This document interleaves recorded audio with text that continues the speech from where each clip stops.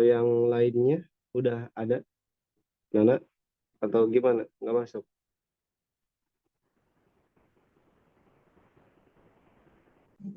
Sebentar, Pak. Gimana?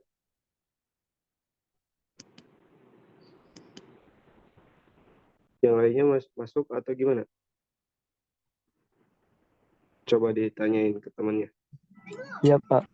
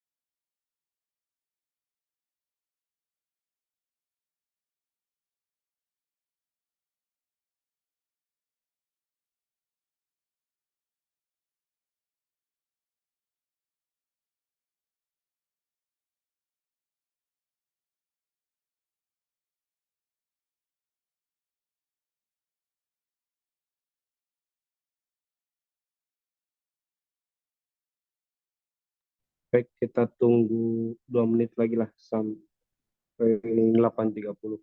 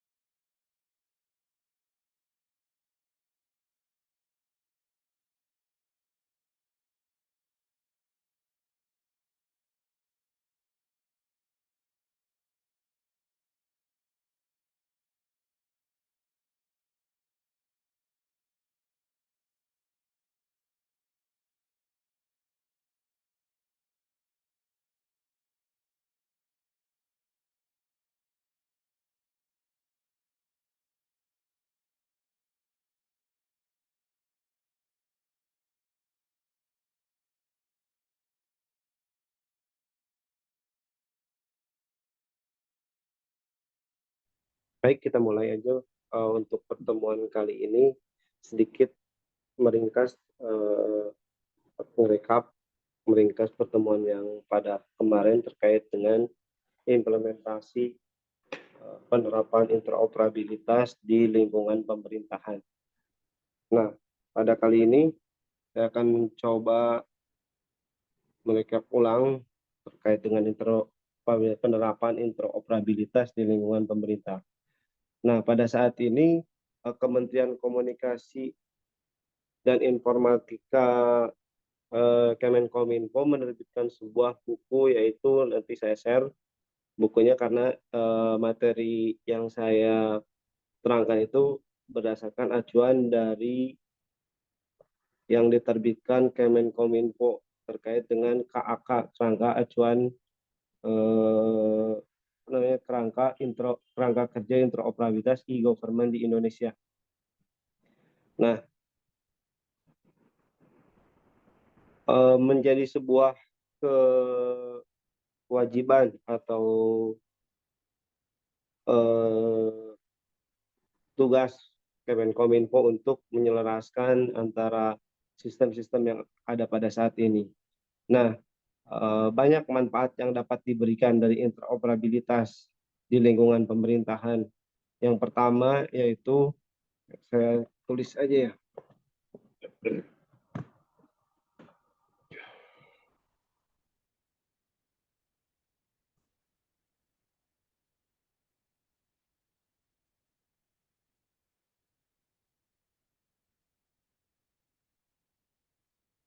Ada banyak manfaatnya. Dari mulai diantaranya yang pertama, kita ulang lagi,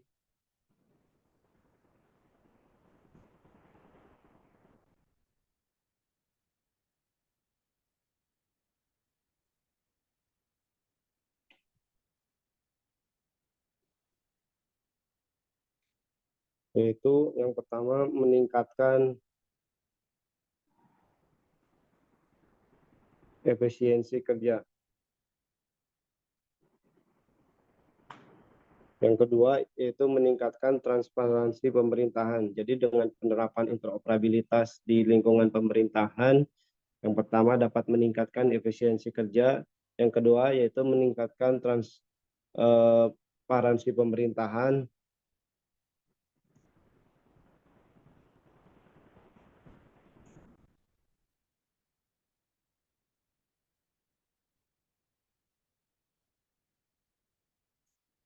yang ketiga yaitu membantu pemerintah dalam menentukan kebijakan.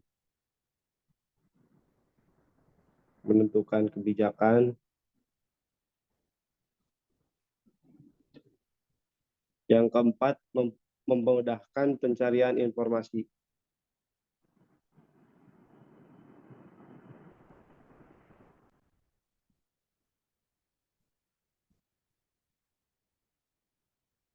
Nah, menurut buku yang diterbitkan oleh Kemenkominfo, dengan adanya interoperabilitas penerapan di lingkungan pemerintah, ada 4 poin yang dapat diperoleh. Yang pertama yaitu meningkatkan efisiensi kerja, jadi yang kemarin saya bilang jadi lebih cepat.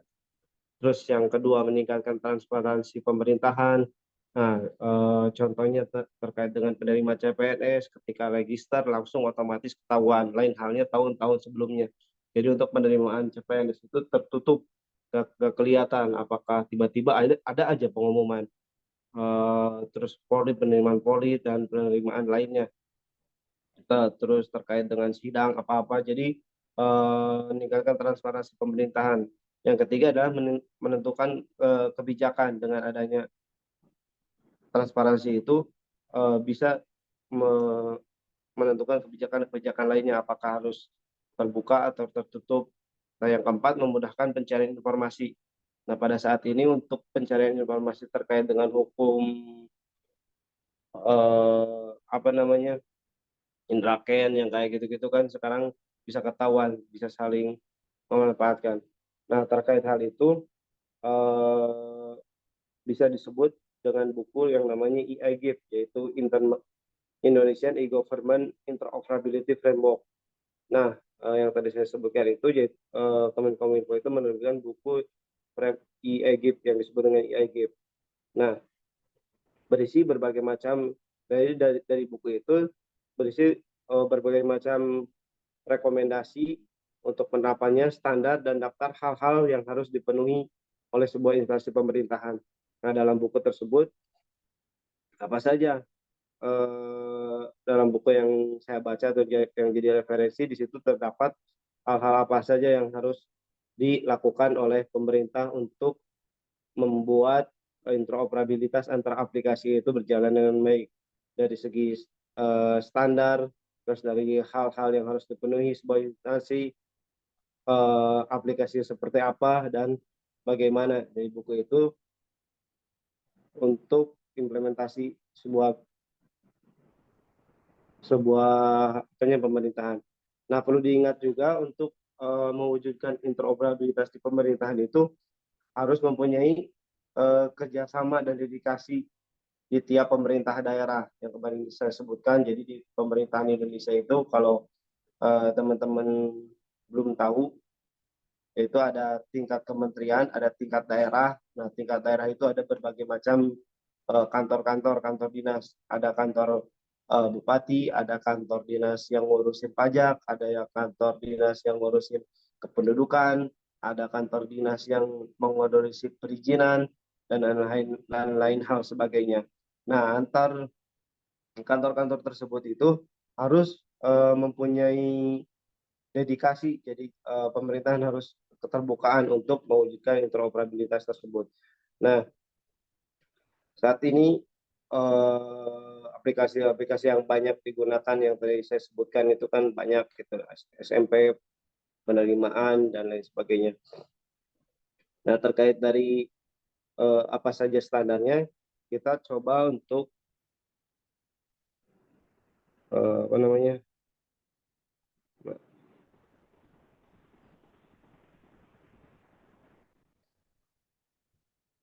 eh,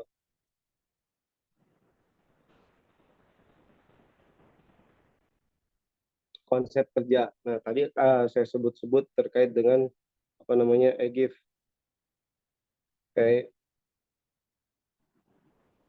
oh salah, maksudnya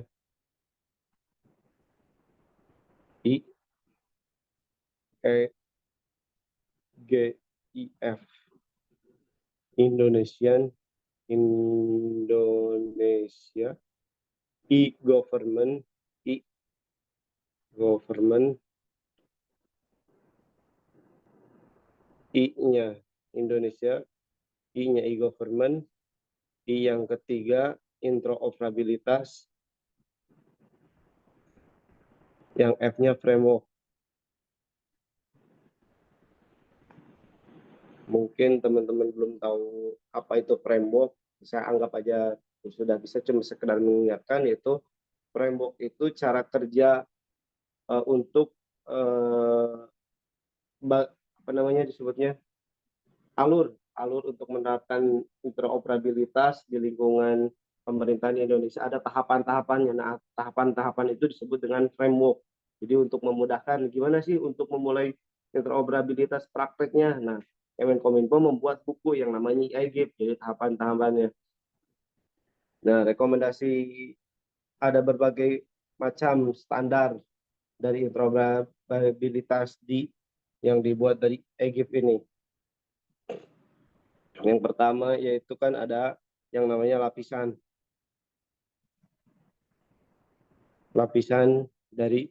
jaringan. Terus ada beberapa rekomendasi. Yang kedua adalah lapisan penyimpanan.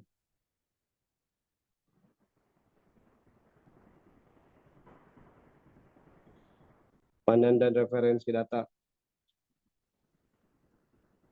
Yang ketiga adalah lapisan penemuan.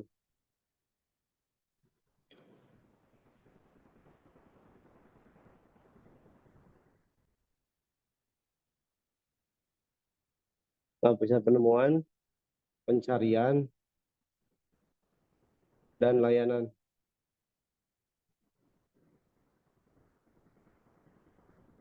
Nah, dalam buku IEGIP ini dibagi menjadi standar interoperabilitas itu dibagi menjadi 3 lapisan. Yang pertama ada lapisan jaringan, yang kedua ada lapisan penyimpanan, yang ketiga adalah lapisan penemuan, pencarian, dan layanan web.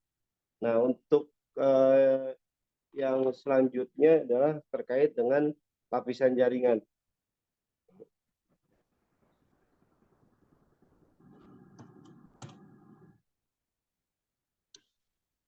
Saya dulu.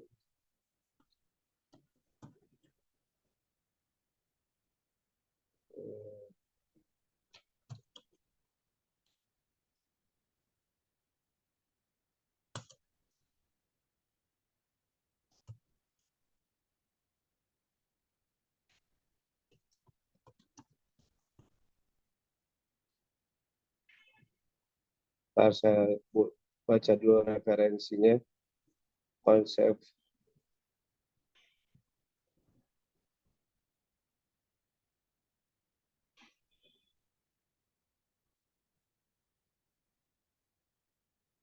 Nah, lapisan jaringan ini merupakan lapisan yang terpenting dalam interoperabilitas. Nah, pada jaringan inilah yang dikirim dari satu aplikasi dengan aplikasi lainnya yang berjalan. Jika dianalogikan, lapisan ini bagaikan dari media yang mengirimkan suara manusia dan bahasa tubuh manusia. Jadi gitu kalau dianalogikan lapisan jaringan ini. Nah, standar-standar dalam jaringan ini bagaikan bahasa yang digunakan, misalnya bahasa Indonesia, ya, jadi ada bahasa isyarat, terus ada bahasa Inggris, bahasa Jepang, dan lain sebagainya. Gitu. Nah, jika pada standar-standar ini itu lapisan jaringan ini bukan berarti lapisan jaringan komputernya, jadi lebih ke pada bahasa-bahasa yang digunakan. Nah, untuk standar yang digunakan lapisan ini ada beberapa jaringan terkait pengiriman data, lapisan jaringan yang kemarin mata kuliah pada sebelumnya ada apa namanya port terkait port 8080, terus ada UDV yang lain, UDV ada yang lain sebagainya, itu harus di lapisan jaringannya. Hardware juga termasuk dari bagian lapisan jaringan, tapi lapisan jaringan dalam hal ini keseluruhan itu harus distandarkan. Nah, setiap direktori transfer berkas dan lain sebagainya. Yang kedua adalah lapisan standar standar pengiriman untuk pengiriman data. Ya, tadi ada beberapa lapisan, yaitu ada lapisan jaringan, terus kemudian ada lapisan penyimpanan. Nah, kemudian ada standar. Nah, di dalam lapisan jaringan ini ada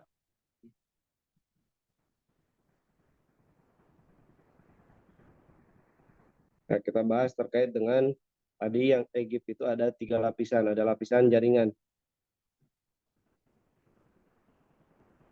Nah, lapisan jaringan itu terdiri dari beberapa apa aja. Yang pertama yaitu ada yang namanya standar untuk pengiriman data di sini.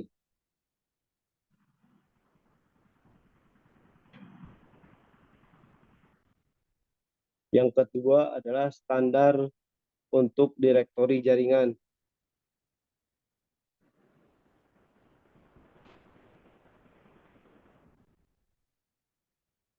Yang ketiga adalah ada standar untuk transfer berkas.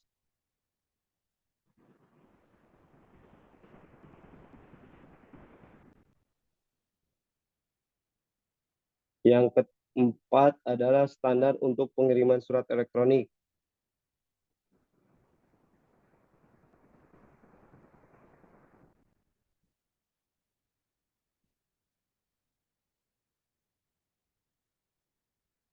Yang kelima ada standar untuk penyamaan waktu.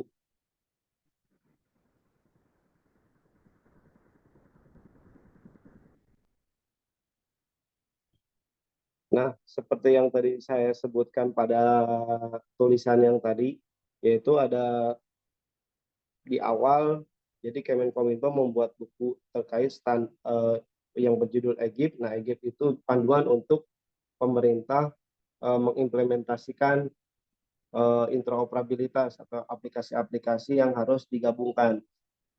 Kadang kan bingung, itu harus mulai dari mana. Nah, dalam buku Egypt itu dibagi menjadi beberapa lapisan untuk memulai implementasi dari aplikasi-aplikasi yang sudah ada. Ada yang disebut dengan lapisan jaringan, ada yang disebut dengan lapisan penyimpanan dan referensi data, dan ada yang disebut dengan lapisan penemuan, pencarian, dan layanan web. Nah, pada lapisan jaringan itu apa aja? Nah, pada lapisan jaringan itu ada yang namanya standar, dibagi menjadi 5. Ada standar pengiriman data, kemudian ada standar direktori jaringan, ada standar transfer berkas, kemudian ada standar untuk apa namanya penyamaan waktu. Nah, kita coba Nah, standar pengiriman data itu seperti apa?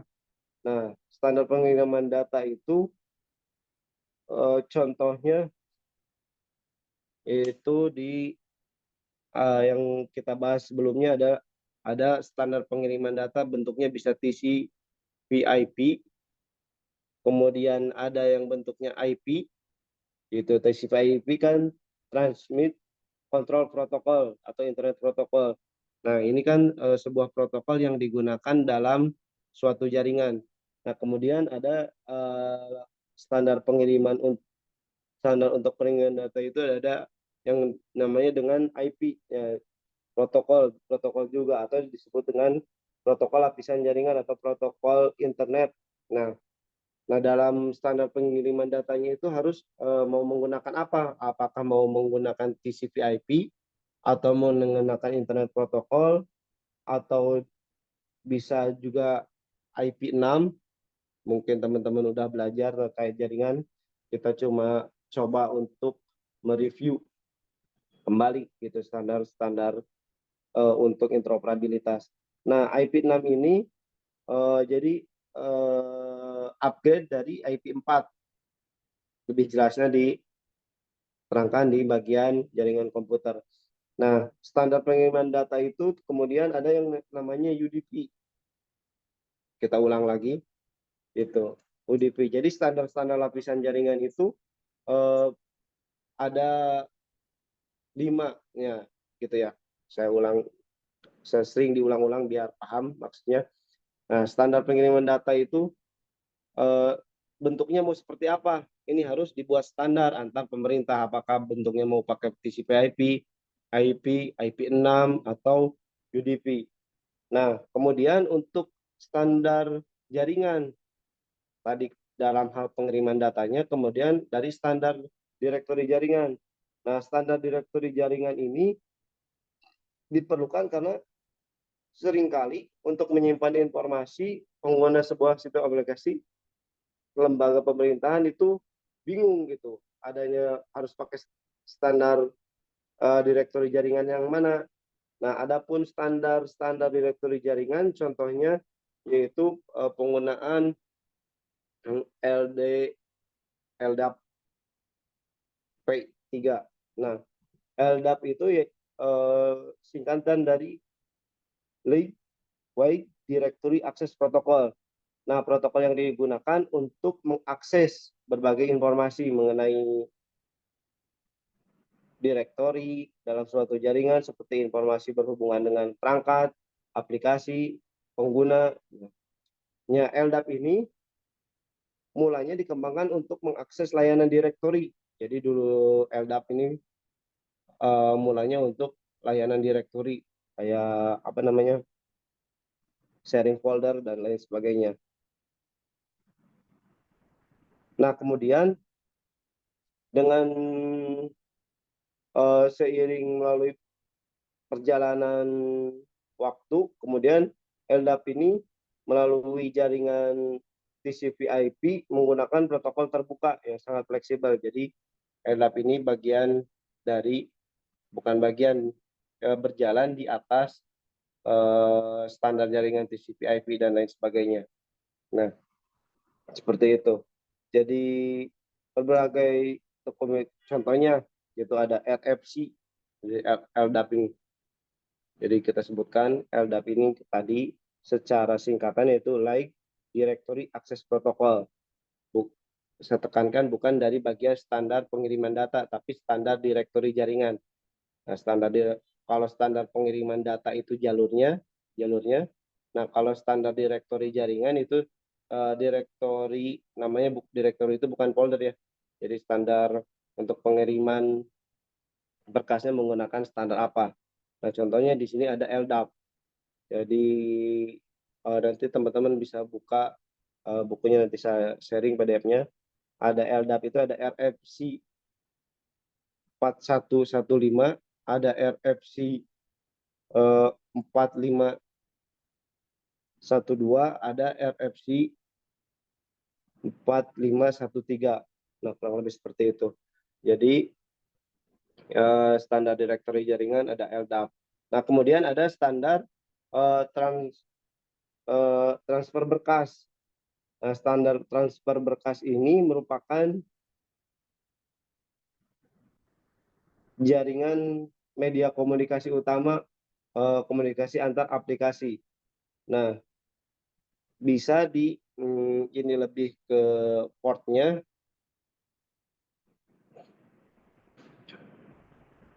hapus dulu.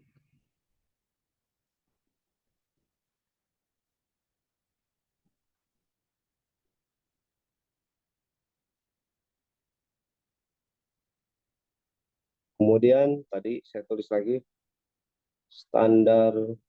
Kemudian sekarang yang ketiga adalah standar untuk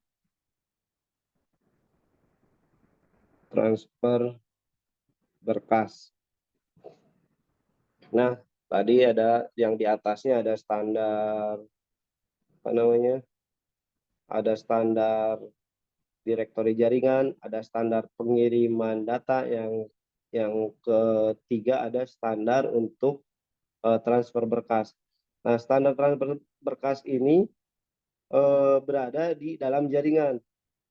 Contohnya, ketika mungkin teman-teman pernah ngupload aplikasi ke server, ada yang namanya HTTP gitu. Lewat mana? Kalau prakteknya itu pakai aplikasi FileZilla dan lain sebagainya. Nah, di sini ada HTTP. Nah, HTTP protokol ini, HTTP di atasnya jaringan, itu pakai web, contohnya ada hosting, ada apalah itu gitu. Standar untuk transfer berkasnya. Bisa langsung download lewat HTTP, bisa web gitu. Bisa dari websitenya, bisa dari, ya itu contohnya HTTP. Nah, kemudian untuk transfer berkas itu ada yang menggunakan FTP. FTP itu kalau contoh realnya, kalau singkatannya FTP itu File Transfer Protocol. Ialah protokol jaringan standar untuk memindahkan berkas dari satu komputer dengan komputer lainnya menggunakan berbasis TCP. Nah, kalau kita dalam hal mengambil berkasnya bisa menggunakan HTTP, yaitu bisa langsung download lewat aplikasi, lewat webnya. Kemudian FTP, nah FTP itu File Transport Transfer Protocol.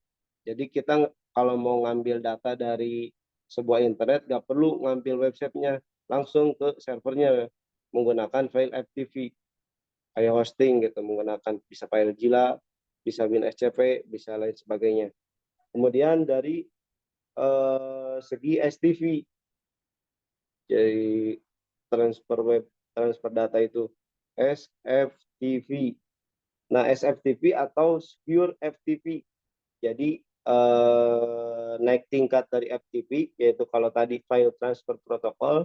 Nah, yang selanjutnya adalah Secure File Transfer Protocol, lebih aman lagi dari segi directory, yaitu menggunakan, kalau yang tadi HTTP itu yang standarnya itu menggunakan RFC 2616 2616 dari security-nya. Kemudian FTP itu menggunakan RFC 959 gitu. Jadi terkait, sebenarnya intinya untuk transfer data itu jalurnya mau pakai yang mana ya. Tadi jalurnya bisa pakai, kalau dianalogikan itu mau pakai selang gitu. Jadi isinya mau pakai apa gitu, bisa pakai selang dari jalurnya, bisa pakai paralon, bisa pakai solokan atau apalah jalur untuk mendistribusikan airnya. Nah, di bawahnya itu ada yang tadi directory, yang mau dialirin apa, mau minyak atau air atau lumpur gitu. Nah, di dalamnya itu. Nah, terus ketika udah ditentukan airnya, yang dialirin itu air. Nah, mau cara ngambil airnya pakai apa? Bisa pakai dibor gitu, airnya itu biar keluar. Bisa dibuat sumur, perumpamaannya gitu. Bisa pakai apa namanya PDAM dan lain sebagainya. Nah, sama halnya dengan eh, dengan standar-standar tadi. Nah, standar transfer data itu standar transfer berkas disebutnya. Ada yang jalurnya HTTP, FTP, SFTP, kemudian SCP. Sama aja, cuma ini yang ngebedain itu dari segi keamanannya. Dari segi keamanan. Kalau teman-teman belajar terkait dengan jaringan atau lebih ke hacking itu pasti tahu ini standar yang aman itu gimana. Nah, kalau yang bedanya sedikit apanya lebih ke contoh teknisnya, ketika teman-teman di sini buka internet banking, kemudian di sini ada pas internet banking pakai wifi punya free free wifi. Kemudian di sini ada hacker. Nah, ketika teman-teman connect ke jaringan ke sini, bedanya HTTP kan teman-teman mungkin ada pernah ada HTTP, ada HTTPS. Bedanya di mana HTTP dan HTTPS? Nah, prakteknya seperti ini. Jadi ketika teman-teman buka internet banking, bisa jadi BRI, bisa jadi apa, kan di situ ada username dan password. Nah, username dan password itu nama alamat. Dikirim ke di sini ada namanya server bank BRI. Di sini ada Mandiri atau apalah. Di sini ada seorang hacker. Nah, seorang hacker ini bisa nyimpen aplikasi di sini, bisa nyimpen data. Nah, ketika berarti kan otomatis ini satu jaringan.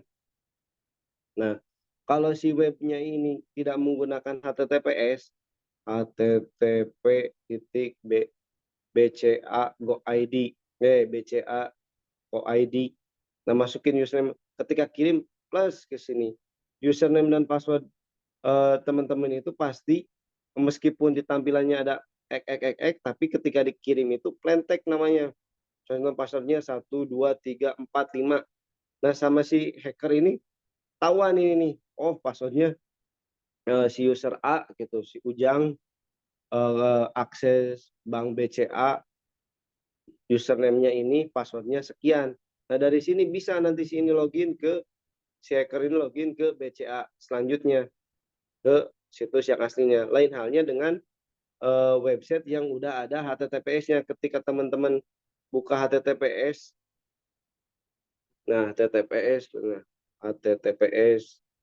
Nah, kalau teman buka HTTPS, masukin nah dari perjalanan data ini si data passwordnya itu di encrypt jadi jadi di lebih secure gitu HTTP dan bedanya HTTPS.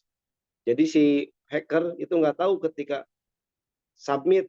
Nah, di sini itu XXXX gitu. Di random sama si aplikasinya, sama si HTTPS-nya itu. Nah, kalau HTTP itu ketika kirim ya kelihatan 1 2 3 4 5. Nah, ada baiknya ketika teman-teman ngebuka aplikasi yang sifatnya rahasia seperti internet banking, terus username password apalah itu yang menurut teman-teman rahasia, baiknya jangan menggunakan jaringan WiFi yang gratis. Bisa jadi di jaringan WiFi gratis itu banyak orang-orang yang iseng yang nyimpen apa namanya file di sini untuk ngambil username dan password teman-teman. Kurang lebih seperti itu. Jadi perumpamaannya untuk standar pengiriman berkas itu ada standar untuk transfer untuk standar transfer berkas itu ada berbagai jenis. Jadi ada HTTP, ada HTTPS, ada FTP dan lain sebagainya. Yang ngebedain apa ini? Yang ngebedain itu dari hal apa namanya keamanannya yang tadi saya contohkan ketika teman-teman buka internet banking BCA, masukin username dan password itu ketika save pastikan lewat dulu wifi baru ke apa namanya server BRI-nya. Nah, ada aja orang iseng nyimpen file di sini, kelihatan ini log-lognya. Nah, login, oh si user A, username password. Oh, Nmap sama tuh di situ. Ya kurang lebih seperti itu. Nmap untuk prakteknya. Jadi kebaca. Tapi kalau pakai HTTPS itu gak kebaca sebenarnya pakai Nmap gitu. HTTPS. Jadi kan ada HTTPS itu kan apa tadi transfer protokol lah. Saya lupa lagi singkatannya. Kurang lebih cara kerjanya HTTPS, PS dan HTTP itu kurang lebih seperti itu. Makanya ketika mungkin teman-teman pernah ngebuka aplikasi ini berbahaya, mau lanjutkan atau tidak, itu yaitu ngedetek HTTP mau nggak dilanjutin. Kalau HTTP mau dilanjutin berarti nanti form-form yang diisi ini bisa ditangkap oleh seseorang gitu, portnya, data-datanya. Jadi ada baiknya saya ulang, ketika teman-teman ngebuka aplikasi yang menurut teman-teman apa namanya rahasia, itu mending menggunakan jaringan Telkomsel atau jaringan paket data sendiri. Jadi kalau paket data sendiri nggak bisa si hacker masuk. Beda cerita kalau ini kan paket data alurnya.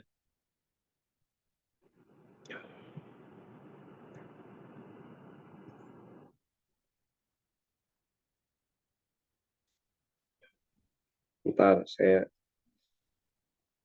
Nah, kalau ini HP terus pakai WiFi jaringan, terus ini teman-teman orang hacker buka lagi tekniknya bisa pakai apalah di sini dia nginstal Nmap, bisa Wireshark itu mungkin nanti Pak Ono lebih paham lah kalau ingin belajar terkait hacking. Pak Ono lebih jago, yang saya sebutkan Kang Dimas lebih ke etnik ninja itu kan punya Pak Dimas, Kang Dimas etnik ninja.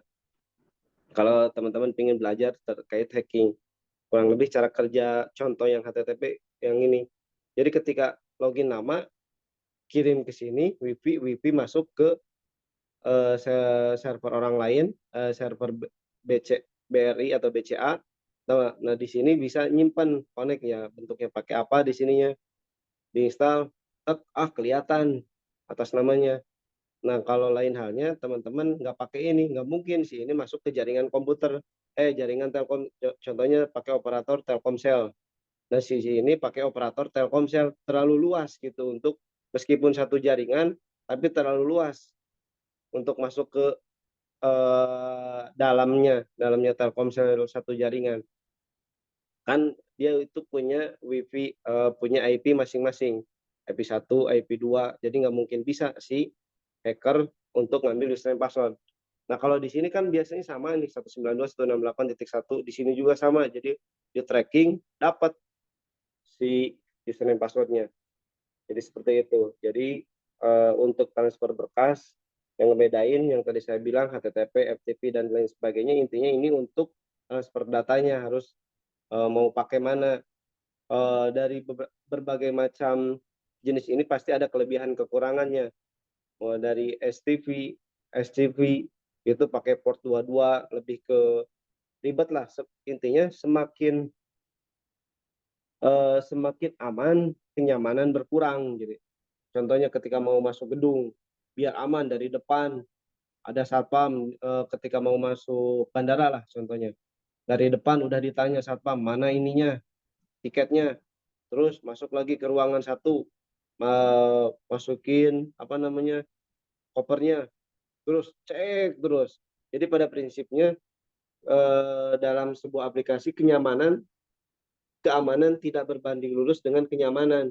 Jadi semakin aman semakin tidak nyaman, banyak yang ribet gitu. Gitu. Tadi aman sih di sini, tapi kita ribet-ribet amat ini, harus ke sini harus ke sini sini. Tapi kan dampaknya jadi aman. Nah, kalau pengen nyaman berarti kan ya udah nggak ada di sini, nggak ada pemeriksaan A B C D, tapi efeknya nanti beresiko gitu. Keamanan tidak berbanding lurus dengan kenyamanan, begitu sebaliknya kenyamanan tidak berbanding lurus dengan keamanan gitu, maka kurang lebih seperti itu. Jadi terkait lebih ke keamanan. Nah, yang selanjutnya adalah standar untuk tadi, yaitu satu standar apa bla bla bla, dua standar, tiga tadi standar pengiriman, standar berkas, tadi standar, di sini standar jaringan, standar protokol. Nah, yang kemudian adalah standar untuk pengiriman surat elektronik.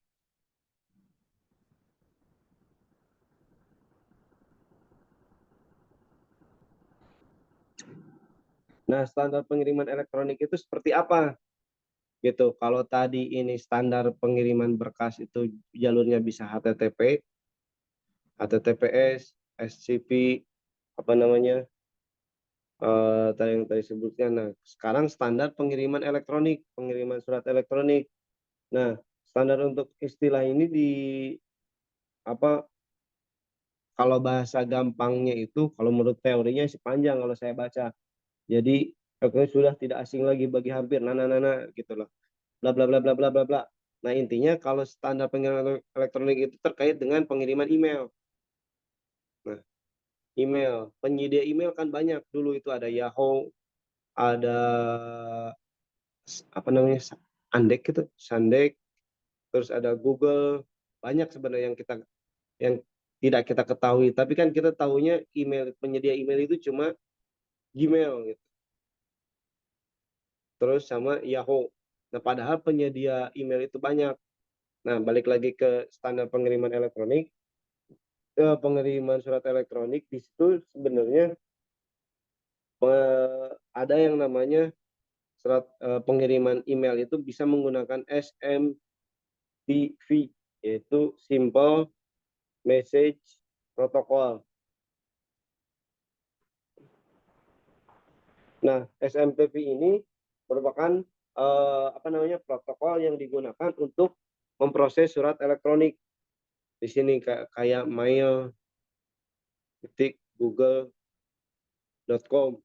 Nah, ini pakai protokol SMTP.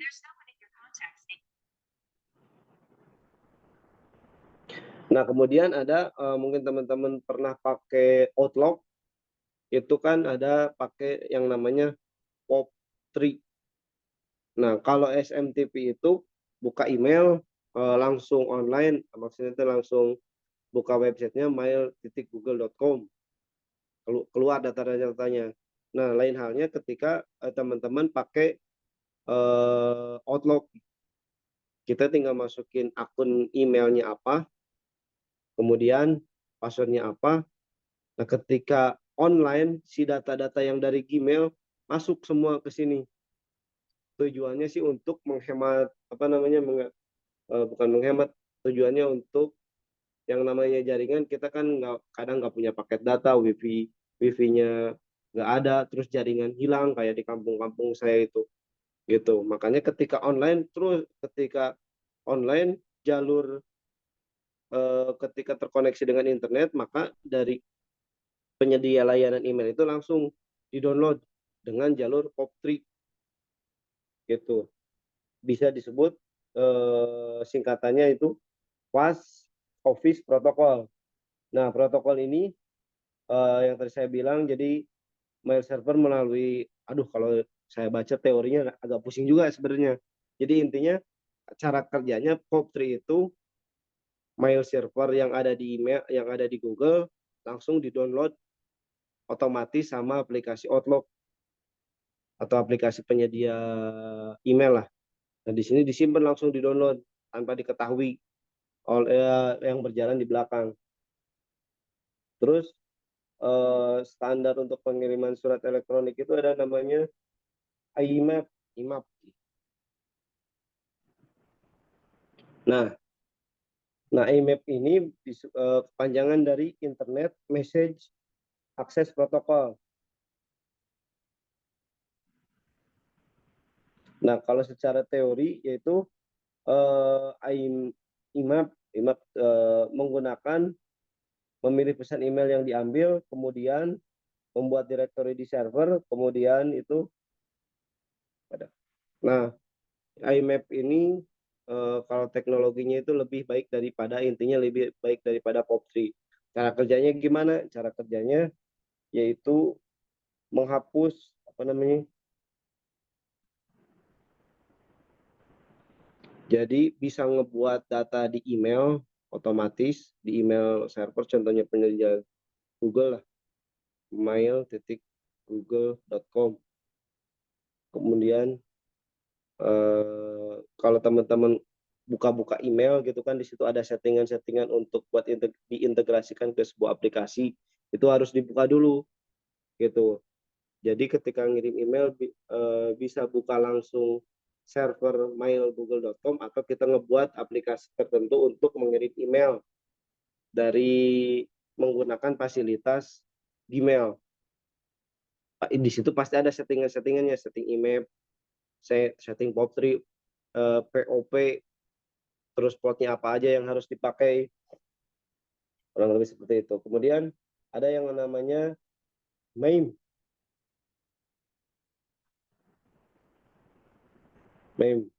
atau disebut Multi Purpose Internet Mail Extension, disebut dengan MAME gitu.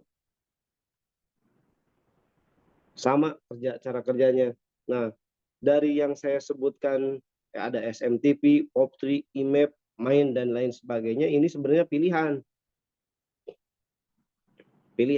teman-teman, tergantung prakteknya nanti di lapangan. Oh, saya standarnya mau pakai apa? Jadi kan tadi terkait implementasi dari e-GIF, apa namanya, GIF, Indonesian E-Government Interoperabilitas Framework. Nah, dari situ teman-teman bisa milih nih, itu untuk menggabungkan dari satu perusahaan satu dengan lainnya, mau pakai apa nih standar pengirimannya. Oh, kita mau pakai POP3 aja, kita mau IMAP, kita mau pakai MAIN gitu ya. Terus standar jaringannya mau pakai apa? Oh, pakai ini A, B, C, D. Ininya mau pakai apa gitu. Sebenarnya pilihan untuk apa namanya, pada implementasinya nggak bisa jadi dipakai semuanya, atau milih salah satu, tergantung dengan apa namanya, di lapangannya seperti apa.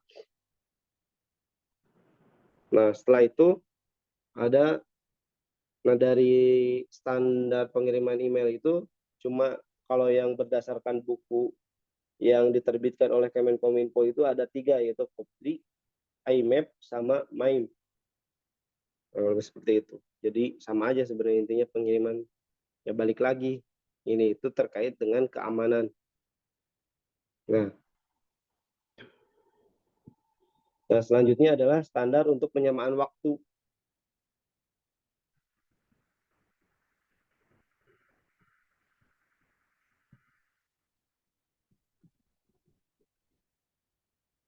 Nah, standar untuk penyamaan waktu itu kan, contohnya kita mau pakai standar mana? Mau pakai UTC, 2 WIB, apa namanya, standar GMT 70, dan lain sebagainya. Kurang lebih seperti itu. Jadi dalam penerapannya itu harus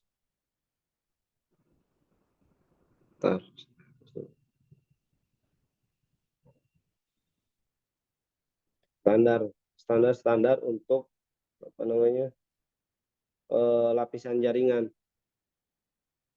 Jadi lapisan jaringan itu kan tadi pengiriman data, direktori jaringan, transfer berkas, pengiriman surat elektronik, kemudian dari penyamaan waktunya. Jangan sampai kita masukin standarnya apa namanya, jam 7.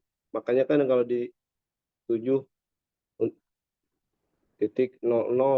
nah harus disamai standarnya. Apakah ini WIB, WITA, Jepang, itu waktu Jepang, atau waktu Amerika. Kita harus samain dulu. Ini waktunya gimana? Jangan sampai nanti di aplikasinya ketika nginput data 7.00, ternyata ini karena nggak ada standarnya, karena ada orang, teman-teman ada yang di luar negeri masuk ke jam 7-nya, masuk jam sistem 7 sana, 7 apa namanya, 7 waktu Indonesia Jepang contohnya, waktu Indonesia apa namanya, Korea lah, luar negeri intinya. Nah kalau di kita bisa jadi beda 4 jam gitu. 11 gitu 11.00. Maka ketika kita membuat aplikasi itu jangan menggunakan jam di klien, jam di komputer bisa jadi beda-beda. Gunakanlah jam yang ada di server. Kalau servernya adanya di Indonesia, berarti waktu Indonesia server. Nah, mungkin teman-teman pernah ikutan lelang online atau apa, di situ ada jelas tertera jam server. Jadi biar standar gitu, meskipun tempatnya di mana aja tetap mengacu kepada jam servernya. Jam servernya jam berapa. Nah, dari segi itu juga harus diperhatikan terkait dengan apa namanya, standar lapisan jaringan. Nah, selanjutnya tadi ada yang namanya, jadi tadi kan di atasnya rekomendasi standar, saya rekap lagi, interoperabilitas. Kemudian ada yang namanya lapisan jaringan, dibagi menjadi, ada standarnya, standar data A, standar 1, A, B, contohnya tadi saya sebutkan, C, ada transfer berkas, ada transfer waktu. Rekomendasi sebenarnya ini rekomendasi aja dari Kemenkominfo. Bisa jadi teman-teman mungkin ada rekomendasi lain yang referensi lain dari luar negeri atau apa gitu. Terus ini ada lapisan jaringan. Nah, yang kita sebutkan itu ada di lapisan jaringan. Yang selanjutnya kita bahas terkait dengan lapisan, tadi kan dibagi menjadi 3 lapisan untuk standar interoperabilitas di pemerintahan. Terus sekarang yang kedua adalah lapisan penyimpanan dan referensi data.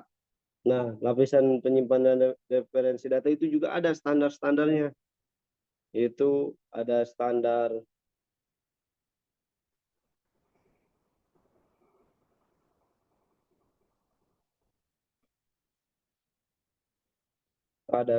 pengkodean data,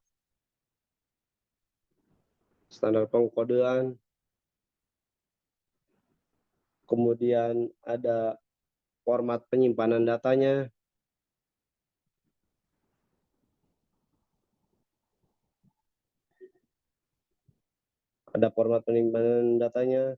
kemudian format berkasnya harus seperti apa,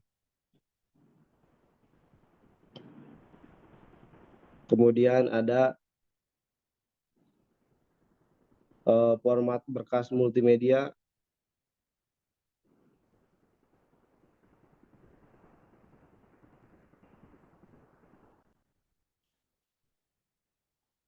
kemudian untuk kompresi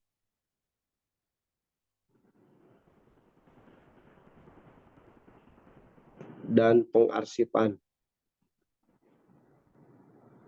Nah, jadi terkait lapisan yang kedua yaitu lapisan penyimpanan data itu dibagi menjadi lapisan penyimpanan dan referensi data itu dibagi menjadi 5. Ada standar untuk pengkodean data, ada format penyimpanan data, ada format berkas, kemudian ada format berkas multimedia, yang terakhir adalah kompresi dan pengarsipan data. Seperti apa? Nah, untuk standar pengkodean data ini ada jenisnya, sama kayak tadi. Ada ASCII, standar pengkodean data itu nih. Ada ASCII, kemudian Unicode, code, kemudian ada UCS, kemudian ada apa namanya UTF, mungkin UTF 8, terus ada UTF-16. Nah, dari hal lapisan penyimpanan, apa namanya tadi? Lapisan penyimpanan untuk standar pengkodean data itu, lapisan penyimpanan dan referensi data itu diantaranya ada standar pengkodean. Nah, standar pengkodeannya mau seperti apa yang disepakati? Apakah kita mau menggunakan ASCII, ASC2 lah disebutnya, American Standard Code for Information in Chain, ASCII. Saya juga sering mendengar ASCII. Nah, itu ternyata bagian dari standar untuk pengkodean data. Nah, pengkodean data berdasarkan abjad Inggris atau kode ASCII. Nah, dokumentasinya itu ada di RF 20. Apa itu RF 20?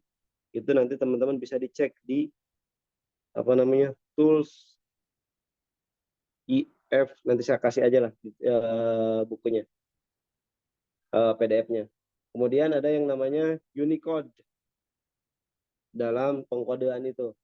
Nah, pengkodean itu standar didesain untuk mendukung pertukaran pemrosesan.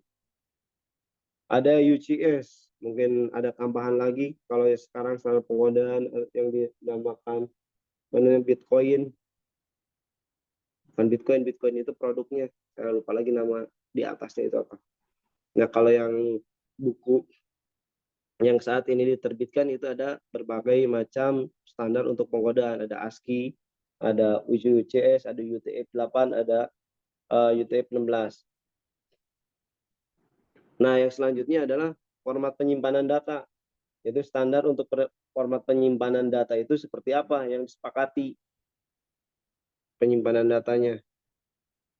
Nah, di sini format penyimpanan data bisa jadi contohnya itu ada HTML, Hypertext Markup Language. Nah, seperti itu.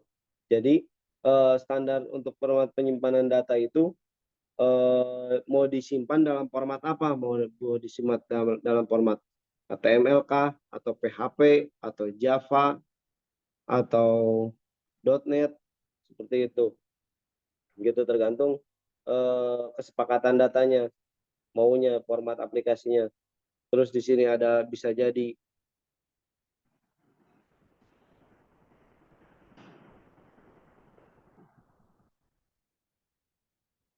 nah tadi jadi standar format penyimpanan data.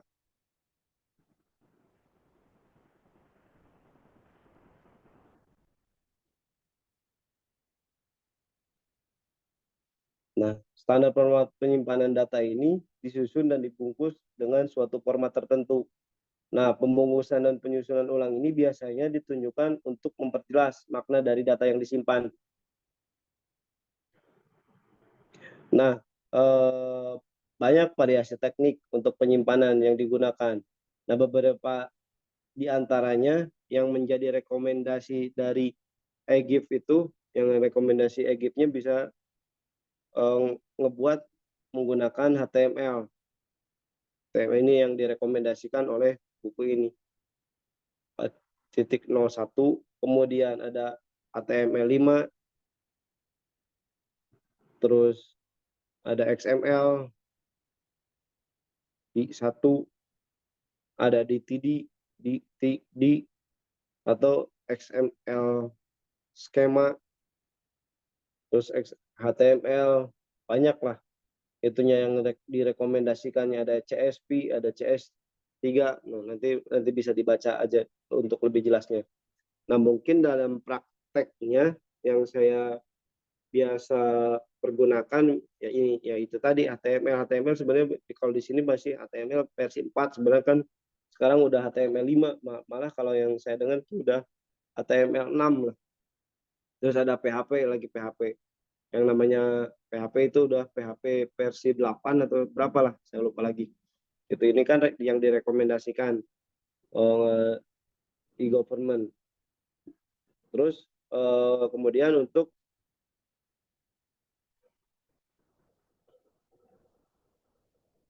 yang selanjutnya lapisan penyimpanan Dan referensi data itu kemudian ada yang namanya standar untuk format berkas. Ini standar format penyimpanan datanya mau pakai apa, HTML harus disepakati dulu nih, mau pakai yang mana gitu. Kemudian yang selanjutnya di sini ada standar untuk format berkas.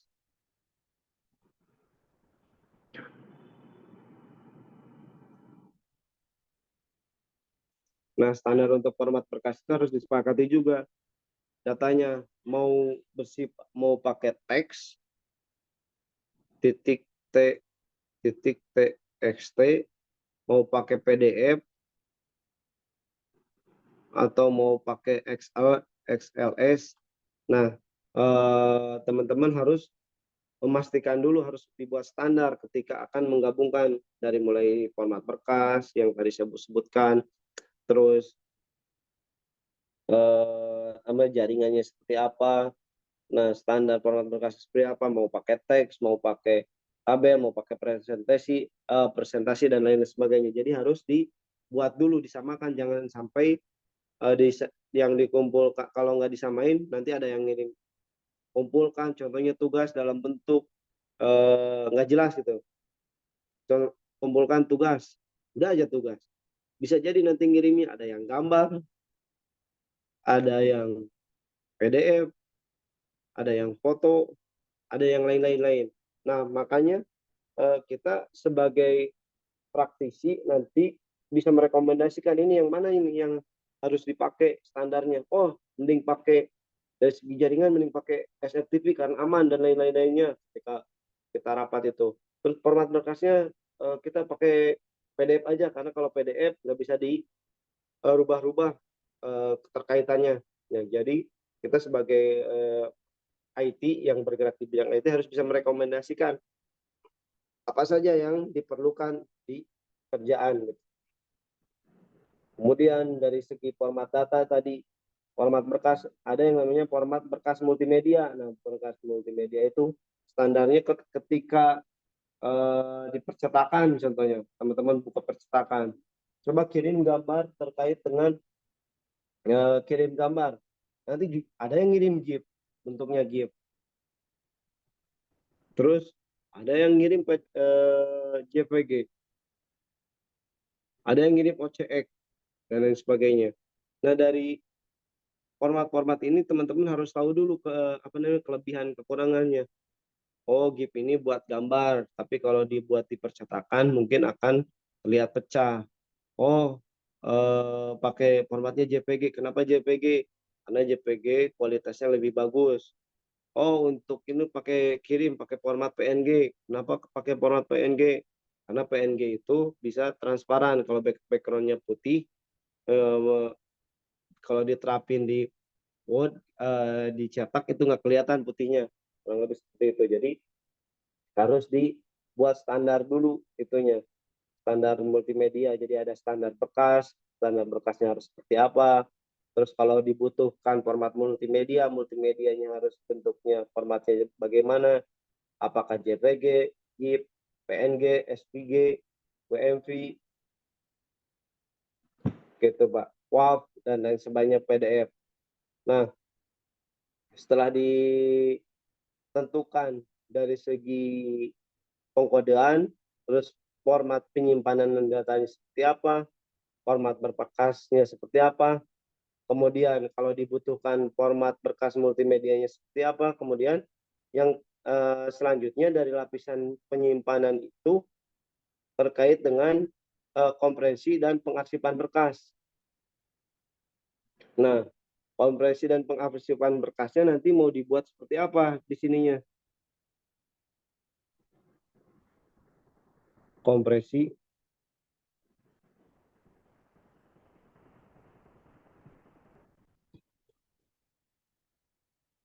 dan pengarsipan berkas. Nah, kompresi dari dan pengarsipan berkas. Nah, kalau dibutuhkan itu mau formatnya seperti apa? Contohnya format pengarsipan berkas itu ada ZIP,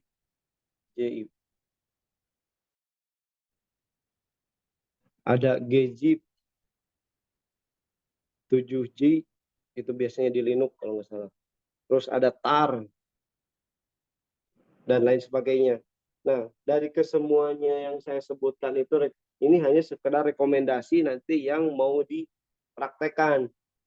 Kita harus menentukan dulu ketika akan menggabungkan sebuah sistem yang ada yang begitu banyak dijadikan satu. Mungkin teman-teman udah pernah belajar data warehouse, itu kan gabungan dari beberapa aplikasi digabungkan dalam satu kesatuan yang namanya data warehouse. Itu harus ditentuin itu formatnya. Kalau multimedia, formatnya harus seperti apa, terus database-nya harus seperti apa, terus dari kompresi kalau ada bagaimana. Nah, setelah itu dari segi yang terakhir, kemudian lapisan penemuan dan pencarian layanan web.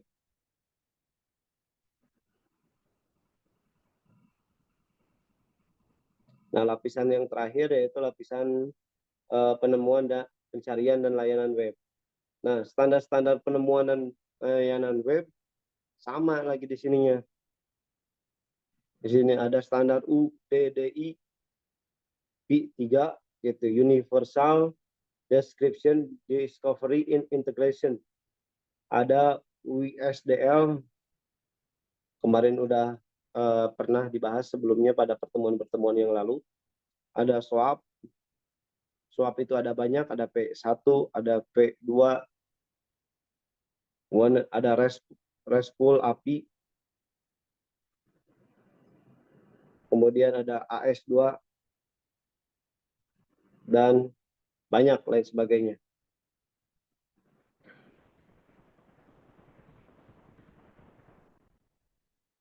Nah, kurang lebih seperti itu. Jadi terkait dengan rekomendasi-rekomendasi yang diterbitkan di buku yang diterbitkan oleh Kemenkominfo, karena tupoksinya di situ, jadi ada banyak standar-standar yang harus dilakukan gitu. Tadi ada rekomendasinya, ada apa namanya? Ada dari segi lapisan jaringan, lapisan penyimpanan, terus lapisan penemuan, yang lebih seperti itu. Jadi untuk pertemuan saya close dulu.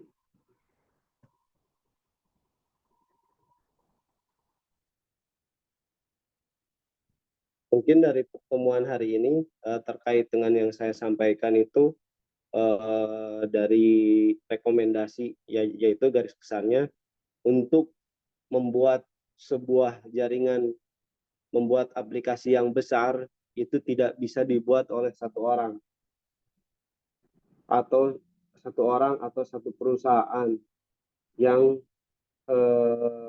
nggak bisa menghandle. Makanya di kita atau di Indonesia itu banyak aplikasi-aplikasi. Contohnya map itu nggak hanya dibuat oleh Google, ada map yang lainnya itu yang nggak bisa dilakukan oleh Google. Nah, maka dari itu aplikasi yang satu, sistem yang satu dengan yang lainnya itu apa namanya saling melengkapi. Gimana cara menggabungkannya? Dibutuhkan dengan cara ya itu tadi standarnya.